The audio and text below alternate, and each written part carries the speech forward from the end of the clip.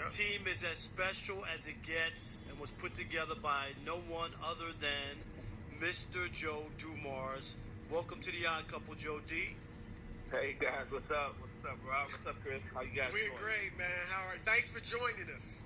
Of course, man. I go way back with both of you guys, man. So happy for your success. Happy for your show. It's just awesome, man. I'm so happy for you guys. Thank you so much. We It means a lot. You know it. Yeah. Definitely. Yeah. So I assume you've been watching The Last Dance like just about everybody else in the sports world. Yeah. And yesterday you guys played a huge role, the Detroit Pistons. Yeah. Were you surprised? I mean, they still obviously have a lot of, it seems like, hatred for you guys. Were you surprised that Horace Grant, Michael Jordan, and a lot of these other Bulls still feel that way, 20 some odd years later? 30 years later? I wouldn't say I'm surprised. I didn't know, where those guys stood on that stuff. But I wouldn't say surprised. These were some incredible battles. I think as people are getting to see, this was as intense in professional sports as you could possibly get. I think you can go down the annals of history, and I don't know if you're going to get much more intense than these series were. And this wasn't a one-time thing. As Mike said in the documentary yesterday, we were playing each other 6 times a year during that time, and Right. so you play a team 6 times a year, and then you get into a 7-game series with them. You're talking about playing possibly 13 times against each other, and so that brings about a whole lot of real tension. And we weren't playing for the 7th and 8th seed. We were playing to go to the NBA Finals. So, Right. I think you add all those things together, man. And the proximity of those two cities, you guys know. I mean, you guys lived in the Midwest before, so Detroit, Chicago, that's close. And so, put all those things together and some real competitive people, and I think you get what you're seeing right now in the documentary. Joe, you, of course, matched up with Michael Jordan, was credited as one of the few guys who could slow him down. Nobody could stop him or make him at least earn everything. What do you take away from the time that you spent playing against him, getting to know him a little bit, whatever it was? What was it about Michael Jordan that was different from other people? What did you take from him? I think what people are really seeing now is just the incredible focus and competitive spirit he brought to the court every night. He was as competitive, super competitive, as anyone. But you add incredible physical gifts with that type of intensity and focus and competitive nature. You add those things together. What he was doing physically was just so gifted, just so special on the court. And then, he had that drive to go along with it. That's what separated him. There were some guys who were competitive, but they didn't have his gifts. There were some guys that were gifted, didn't have his competitive streak. He had it all. And so there were no holes that you could attack with him, on the court or off. You weren't going to beat him mentally. You weren't going to just beat him physically. And so, he provided a handful, man. He was a handful, on all those nights, man. He was a handful. Joe, one of the big storylines from last night, of course, was, when they finally beat you guys in 91. And, with Isiah and Bill Laimbeer, they walked off the court past, Jordan and the Bulls without shaking hands. Now, you and John Sally shook the hands of the Bulls players. Tell me about that decision. I don't know if it was a team-wide thing where we're not going to shake hands and you two guys decided to do it, or tell me about everything that went down and what was your thought process. I'm not sure, how it came about. I heard Dad said Lamb said something to him about walking off. So when everybody started walking, said, okay, we're out, that's all I heard. I said, okay, we're leaving them. And it was only, I don't know how many seconds on the clock, so we were like, okay, we're out. So when we were walking by, it never even dawned on me not to shake their hand. Listen, you know, the 3 previous years, this guy had we had beaten them, and we had ended their season. And I can just tell you, every single time that we eliminated them, you know, Mike found me, shook my hand, just whispered, "Man, tough battle, great battles, Joe, man. Good luck in the finals." So, you know, when we were walking off, I saw him, I stopped, said the exact same thing to him, like, "Man, tough battles, man. Good luck in the finals, bro." And that was it. I mean, we went on. So, you know, at the time, you know, it's a really big deal now and since then, but at that moment, it really wasn't a big deal in terms of just walking and stopping and shaking their hands. Like, you know, some guys are going to shake, some guys not going to shake hands. And, you know, that's each person's decision what they want to do. But for me, man, me and this guy was battling, man. And so, you know, and he shook my hand every time, and I could see he was devastated every single time we beat them. You know, when we eliminated them, their season was over. You're looking at it, dude, man, you're both sweating, you've been battling, you've been fighting that whole time, and then, you know, he comes and says, "Hey, man, good luck in the finals, Jody, man." And so, you know, hell, I'm a grown man. I'm going to say the same thing to him, man. You know what I'm saying? Like, you know, I wasn't beefing with him with that. Like, nothing but respect, you know? There's some that have really, even, I know you guys know Terry Foster, you know, the Detroit columnist, longtime Detroit columnist. He wrote today that, you know, people didn't tell the whole story, like last night in documentary, that the day before Game 4, Jordan had said, you know, the Pistons are undeserving champions and they're bad for basketball, and that played a role in why some of the players, at least, were very upset and you know, didn't shake their hands. Were you aware of that quote by Jordan, and did that, you know, really incense a lot of guys and maybe lead to what they did? I definitely was aware of the quote. I remember reading the quotes. And like I said, man, you know, when you are in those battles, Chris, you know, you have to man up in those battles. And so I had no issue with Isiah and whoever else wasn't going to shake hands. And I understood that. I understood where they were coming from. No one ever said a word to me, though, about, "Hey, why'd you stop shaking your hand?" Like, no one asked me that either. You know what I'm saying? Right. Like that. You know, you do you, I do me, and I love you, I respect you.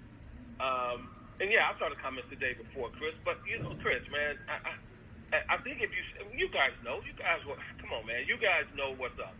You know, it was a different league back then, and you know, these were grown men back then, and dudes were gonna say what they were gonna say. And you weren't going to be really sensitive to the point where, you know, you react like, you know, like a child. Like, you're going to do what a man's going to do. And so those guys, my teammates, were men. And they said, "We're walking off, man." And so I respected that. They respected me. Joe, our guest, Joe Dumars, of course, NBA Hall of Famer, joining us here on The Odd Couple, Chris Broussard, Rob Parker. But, Joe, the Isiah-Michael Jordan feud is there. You could see it in Michael Jordan's tone when they said what Isiah had said. He was already, like, spitting fire. You know what I mean? He didn't want to hear it. He was real. This is 30 years later. He's still hot. Yeah. And do you know what? Nobody seems to be able to talk about really what the angst or what it is that these two guys really have a beef with, especially Michael Jordan. And I'm just going to lay a couple things out. I'm not putting it in your mouth. But obviously, Isiah didn't make the dream team. And if you remember, Magic was his best friend. Chuck Daly was the coach. And the general manager was the Pistons, I just forgot his name, GM. Jack McCloskey, right? So that was that. And then there was always the talk that Isiah was trying to, or was the one who said that they should freeze Jordan out in the All-Star game or whatever. What is it between those two, or do you even know, or how intense is it between those two even after all these years? Are you surprised? I know it's a mouthful. So you know, so just for the audience out there, like, I know these two guys I'm on the phone with right now, Chris and Rob. These some guys, they know me, right? So these are some good cats, and I love these guys. These guys know, though. I've had conversations with both of you guys before. I couldn't even begin to tell you if there was any other beef beyond the basketball stuff. If it's some stuff beyond that, it's beyond me, fellas. And I never even got in that lane with that kind of stuff. Like, right. You know, like, dude, if it's something with you guys, man, whatever. You know, I got to defend this guy for 48 minutes. I'm not tripping on nothing else. So if I knew something, guys, I would tell you. But I don't know of any other beef other than, for me, it was just how intense this was, and the stakes were so high. I mean, like I said, we weren't planned to see who was going to get out of the first round every year. You know, we knew we were going to see those guys in, you know, at the beginning of June, end of May. Yep. And so, that, you know, when the stakes are that high, guys, there really doesn't need to be anything else. You know, but Joe, were you surprised, though? My only thing is, were you surprised last night, just the way Jordan responded to obviously Isaiah's in it.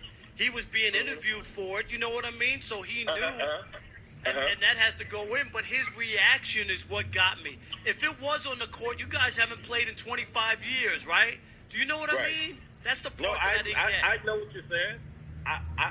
Listen, I'm sitting here at my place here in LA, and I'm watching it. Me and my son are watching it, right? And it happens. I'm looking at him. He looks at me. I'm laughing. I'm like, hell, I don't know. It's like he and I started laughing. I was just like laughing, looking at him like, oh, okay. And I'm listening to him last night. I'm listening to Cartwright, and I'm listening to Horace and all the guys, and I was like, wow, those guys are really bad, man. Damn, okay, you know. Joe, we've seen, and Rob and I, we both say Jordan's the GOAT. We've seen Isiah and doesn't Bill mean Laimbeer. that LeBron's not a great player. Right. We think he's second, but Bill Laimbeer and Isiah have said he's not the GOAT. And we always chuckle at it and say, well, of course they're not going to say, they're not going to give you those props. Where do you have a GOAT who you think is the GOAT? Is it Jordan? Is it somebody else? Like, I'm going to give you the exact answer for this. I've had a million people talk to me about this, and I'll give you the exact answer I give everybody. Look, the greatest player I ever played against, without a doubt, is Mike. But I understand this generation, like, they didn't see Mike, and so, LeBron is their guy. But I don't even really have a GOAT. I can just tell you the greatest guy that I stepped across that line with was Mike. Now, I never stepped across the line with LeBron. So, for these guys, hey, I get it, man. But I don't even get caught up into, like, oh, no, he's the greatest. I can just tell you who's the best dude that I had to strap up against was Mike, without a doubt, man. And there it is. I agree. And there's somebody who had to play him, guard him. You weren't just on the court. You had to be in his jock. I mean, if anybody's going to know, that's why it's so great to have you on the show, especially, right after the documentary and the Pistons had a big role in it. One last thing for me, the Dennis Rodman transformation. Joe, you were there when Rodman was the country bumpkin who showed up to Detroit, naive about everything, turned into a wedding dress wearing mascara. I mean, could you believe what he started as and where he finished up at? Well, I mean, we've all seen it, guys. We've all seen it. Like, I knew Rod when he, like you said, my first year there, my second year there was Rodman's first year there. So I was there, and the next year Rodman came the year after I did. And so we were teammates for a while there. And so you're right, man. He was, no tat, no earrings, no nothing when he first got there. And, he transformed into what we see today. I will say this, though, about him, and I think you heard some other people say it through this documentary. At least I think so. Good dude, man. This is not like, people see him, and I don't know if they think he's like this jerk, this guy that's like a bad dude or something. Like, it's not that, man. Dude is not that at all, man. Like, this dude is a good soul. Love Rod to death, man. Love playing with him. He's a good soul, man. And if he was a really, really super bad guy, just thinking about what you saw last night with Phil and them, and hey, he needs 48 hours to get away. Right. He comes back, man. They know they can count on this guy, man. And so that's the one thing I'll say about him. Like, he transformed into whoever he is today, but I think I don't want to get lost with this guy. He's a good dude, man. Really, really good dude. Joe, great stuff.